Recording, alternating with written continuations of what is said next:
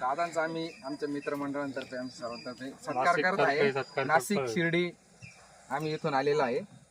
तर दादांचा मनपूर्वक खूप खूप सत्कार करत आहे आणि दादांचे आम्ही खूप मोठे फॅन आहे.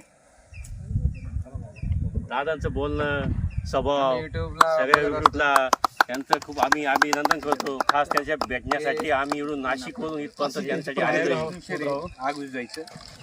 दादांना आम्ही सुरक्षेसाठी देत आहे. दादा घरी वापरतील आणि या प्रेमापोटी एवढे ती लांबणं आलेले आहेत आणि माझा सत्कार केल्याने माझं लय बरा वाटतंय. खरोखरच मी एक सांगून ठेवतोय, असे मित्र जवळ असले पाहिजे. समजा ना, अशी उभारी आता माहिती आहे. म्हणजे काय काय मित्र असे असतात ना, काय विचारू नका, म्हणजे तोंडात गोड बोलतात पण पोटात सगळा ढवळलेला असता.